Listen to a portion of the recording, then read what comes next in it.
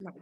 Hola Pili, hola Carmen. Hoy tenemos con nosotros a Carmen Carramiñana. Carmen es especialista en bibliotecas escolares, tiene un programa que se llama Leer Juntos y que ha desarrollado en la Administración de Aragón, en Zaragoza creo, ¿no? Sí, específicamente en toda la, en toda la En toda la comunidad. de toda la comunidad, vale. Entonces, como especialista de literatura infantil, nosotros este programa lo dedicamos a 0 a 3 años.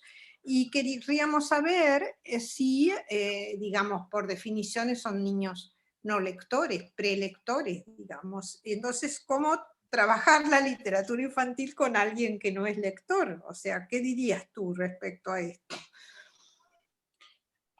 Bueno, no es lector en el sentido de adquirir Autónomo, autónomo. los códigos del lenguaje, pero se puede ser lector de otras muchas maneras. Los pequeños desde que nacen, a no ser que tengan dificultades en la vista o en el oído, pues ven y escuchan. Y una de las características importantes del acercamiento a la literatura en la edad de 0 a 3 años es la literatura de expresión oral. Pilar Viarge decía antes que a ella de pequeña no le enseñaban literatura de tradición oral, porque es verdad, muchas veces se consideraban cosas de pueblo, pero realmente esa era una de las cosas importantes de los pueblos, que las abuelas, los abuelos, las tías, las madres, las hermanas mayores, como en mi caso, nos cantaban y nos contaban. Y ese cantar y contar va amueblando la mente. Entonces es muy importante que a estas edades se les cante y se les cuente. Ese sería, yo creo que el paso fundamental. La antropóloga francesa Michelle Petit dice en algunos de sus estudios que las personas migrantes que han llegado a un país, claro, lógicamente diferente al suyo, por eso son migrantes, pero que vienen con una tradición oral en su cuerpo, en su mente, son más capaces de sobrevivir en las nuevas circunstancias que aquellas personas a las que nunca su familia o su entorno les ha dado esa herencia, ese contenido. Así que yo creo que eso sería un primer aspecto muy importante. Tienen Tenemos donde que, agarrarse, tienen donde agarrarse, sí, donde exactamente, recordar. a nuestras criaturas pequeñas tenemos que cantarles y tenemos que contarles, porque en esas edades el que vaya ligado a un ritmo, el que vaya ligado a una melodía, por muy sencilla que sea, es algo muy importante para que ellos también puedan ir reteniendo las palabras. Por otro lado, va muy ligado también al sentimiento, a la sensación, a la sensibilidad. De Otra acuerdo. cosa importante también sería enseñarles imágenes. Es un paso fundamental de lo real, es decir, yo toco una mesa y sé que es una mesa, o tiene un perro o un gato que lo tiene en casa, lo ve en la calle y sabe que eso es un perro o un gato, o también distingue a las personas, es decir, distingue los objetos, pero son objetos reales. El paso a la abstracción nos viene por la fotografía, nos viene por el dibujo. La fotografía representa mucho mejor el objeto real, pese a que no sea real. Mientras que el dibujo ya es una interpretación y en este momento los ilustradores hacen cosas muy diversas. Partíamos de una ilustración que era realista en general en los libros de infantil.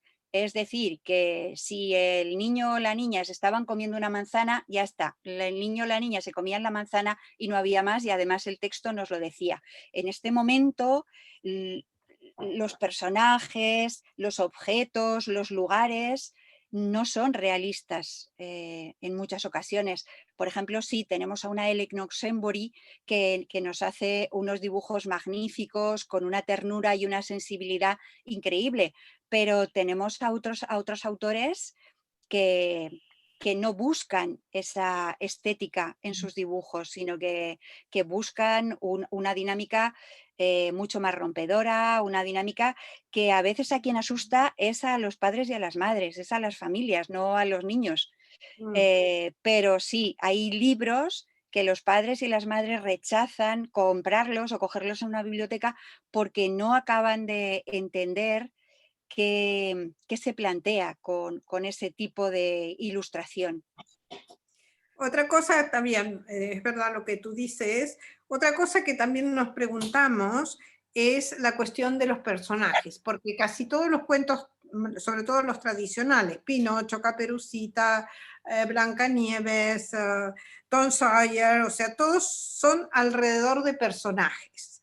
Es decir, el personaje, como decía la María Nikolayeva, es un elemento sumamente importante en la literatura infantil. ¿Qué personajes para esta edad?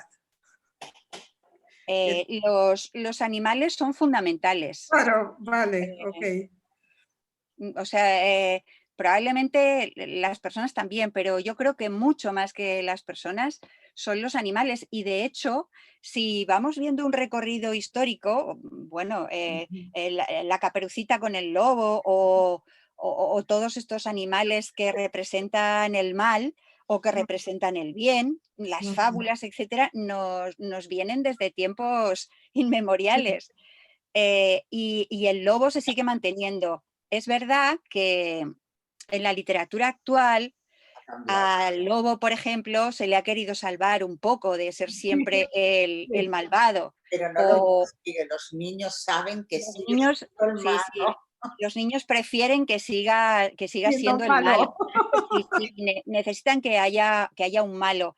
Y si es en la literatura, mejor que si es en la realidad, claro. Claro, claro. Entonces, pues eso, el lobo o esos otros animales fantásticos o mitológicos, incluso para los pequeños, tienen su poderío, tienen su atracción. Los dragones, por ejemplo, ¿no? Son elementos, los dinosaurios. Claro. Además, vuelven todo locos. esto viene reforzado por el cine, viene reforzado por las series de televisión, viene reforzado por los dibujos animados. Es decir, los niños de esta época están acostumbrados a lo audiovisual.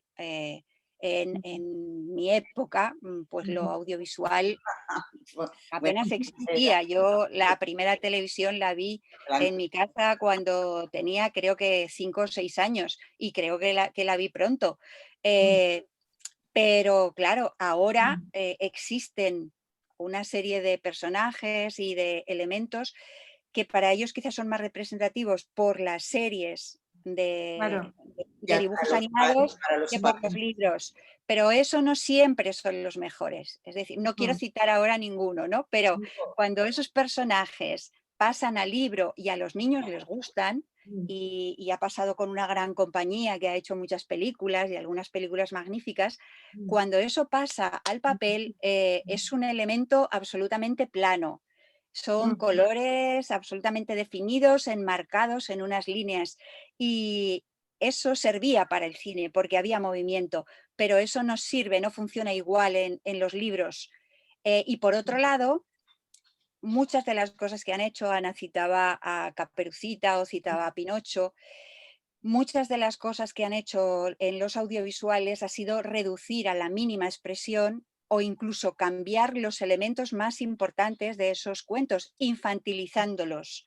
Y ahora utilizo la palabra infantilizar de manera peyorativa, es decir, y no digo que los infantiles sean los niños, sino que los infantiles somos las personas adultas que creemos que un cuento no puede terminar mal, o que consideramos en algunos momentos que algo no es políticamente correcto. Que los niños Porque no son tontos. Los niños exactamente, saben que hay exactamente. cosas malas y que se tienen que defender de Sí, ellas. sí. Bueno, Claro, eso me lleva al otro tema, que es el tema de los temas de la literatura infantil, porque como tú dices, los adultos podemos atribuir a los niños la propia ideología, entonces los temas de género, los temas de lo correcto, los temas de, digamos, las cosas buenas y las cosas malas pueden ser atribuidas cuando en realidad no es lo que hace falta. Entonces, ¿cuáles serían los temas, además de los animales? ¿No? La primera visión de la animación, de lo animado, digamos, es como desde los animales. Pues es que los temas han cambiado muy Sí. poco. Es decir, el tema del cuidado.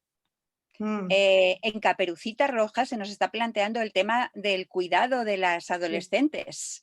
sí, sí.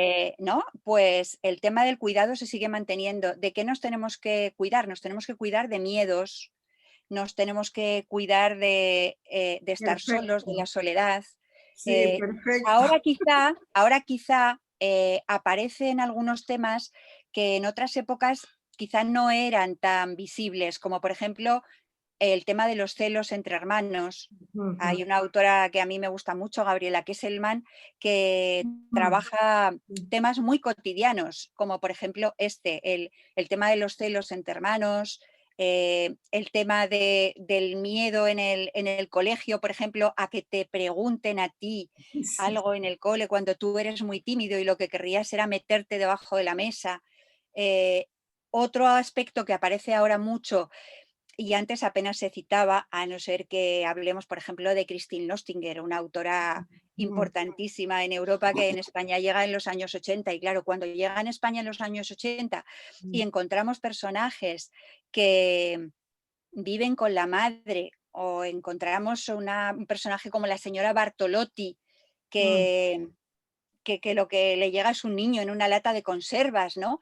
Que nos está hablando ya de temas que ahora mismo están, ¿no? Como puedan Oh, ser que la fecundación in vitro, como pueda ser los genes que se multiplican, etcétera.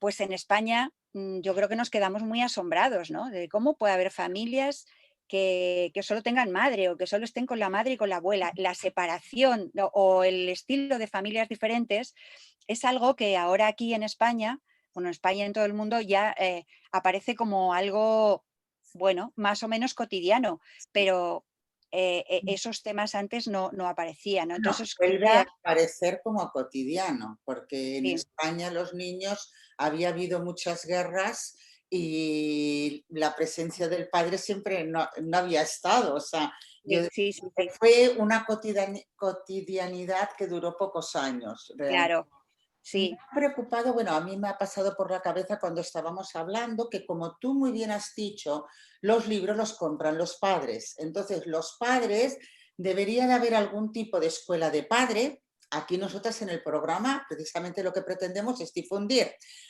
Debería de haber alguna escuela de padres que, igual que les indica cuáles son los beneficios, pues, de una vacuna o de llevar al niño al colegio, de la psicomotricidad, les hablara también de autores infantiles y de álbumes, y no la hay. Pero claro, cuando el padre se encuentra con un libro para un niño de 0 a 3 años que no entiende y que nadie le ha dicho que eso tiene calidad y que el niño lo va a entender, claro, está la escuela. Entonces, si los padres no les llegara esa información, realmente la deberían de tener en la escuela.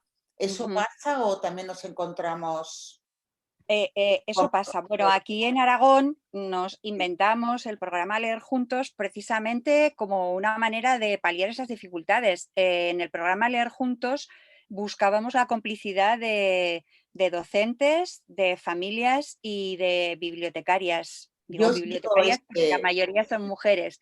sí, yo Eh, sigo ese pero programa, sí, y os tengo que felicitar. A mí me Sí, gustaría ese programa para otras autonomías de España. En Cataluña no lo tenemos.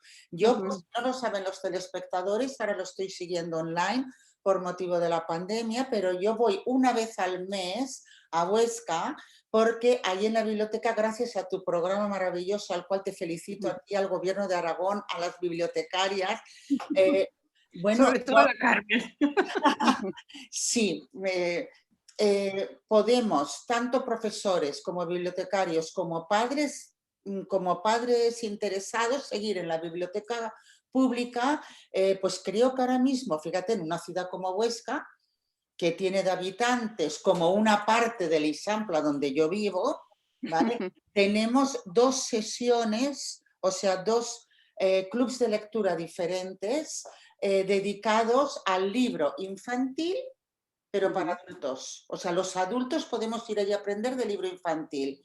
Y es en ujú. la biblioteca pública, que es un programa gratuito. O sea, para mí eso que habéis hecho tiene todo mi merecimiento. Yo lo pediría ahora mismo, bueno, no Cataluña y Andalucía, y nos están siguiendo desde Navarra, La Rioja, en fin. Bueno, Sí, bueno, Carmen, otra cuestión es que...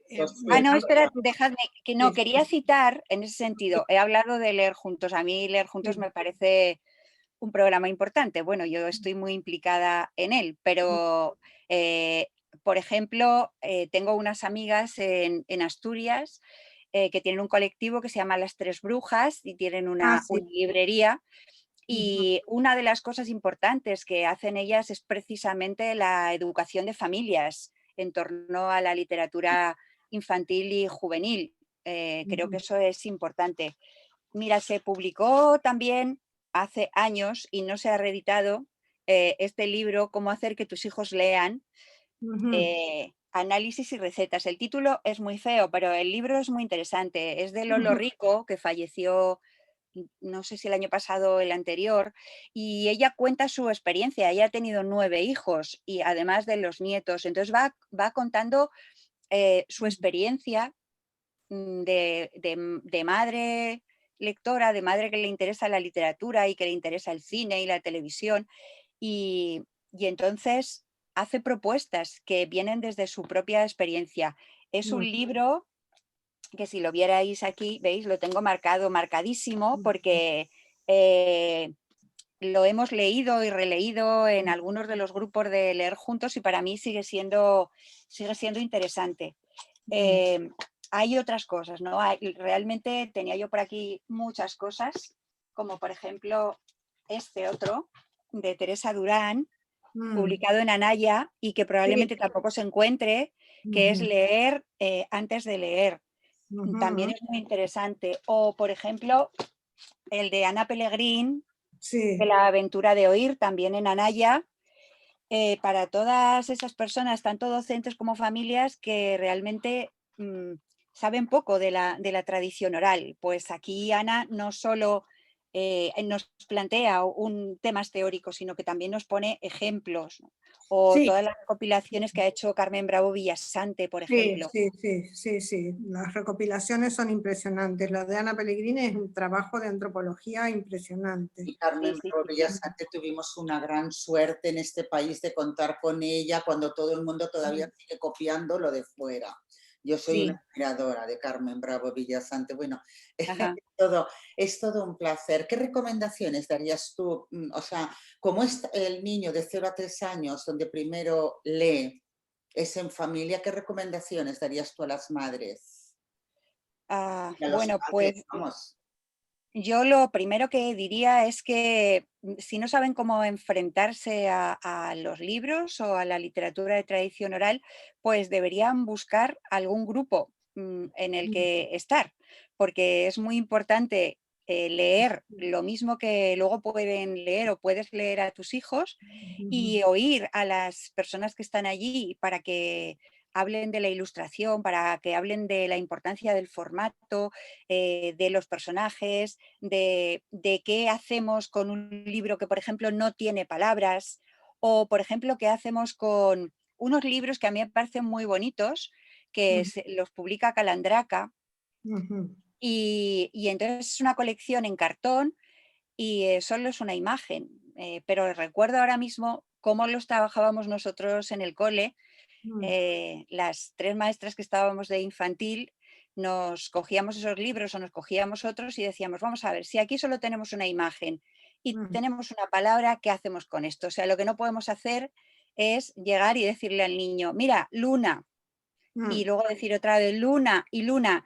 No están hechos para eso esos libros. Esos libros les vamos a tener que dar un ritmo y entonces nos inventábamos la canción o la historia con la que íbamos a presentar aquello. ¿Y qué era lo sorprendente? Que entonces venían las madres y nos decían, oye, ¿qué disco es ese que le estáis poniendo ahora? Que cantan, vienen a casa y cantan, luna, luna, luna, luna, luna, sol. Bueno, y seguían, ¿no? Y les decíamos, pues no, no es ningún disco. Somos nosotras las que de esa manera les estamos acercando al libro. Claro, a las familias solas a veces, bueno, a veces algunas tienen más recursos que los profes, pero algunas no. Entonces, a veces el libro solo no vale. Mm. El libro tiene que ir A guiado de una entonación, tiene que ir guiado de una serie de elementos Ujú. que nos lo acerquen al niño, ¿no? Entonces, yo Eso esa sería la primera recomendación que daría. Otras recomendaciones es que en tiempos hubo algunas páginas de la Fundación Germán Sánchez Ruy Pérez, por ejemplo, Sí. en las que muchas personas, bibliotecarios, madres, incluso adolescentes, contaban algunos libros y entonces daban ideas de cómo contar esos libros, ¿no? Y de cómo Ajá. acercar esos libros luego a los niños, no de enchufar al niño para que vea el vídeo en ese momento, que también estaba bien, sino como elementos para que tú sepas cómo hacer, cómo acercar, ¿no?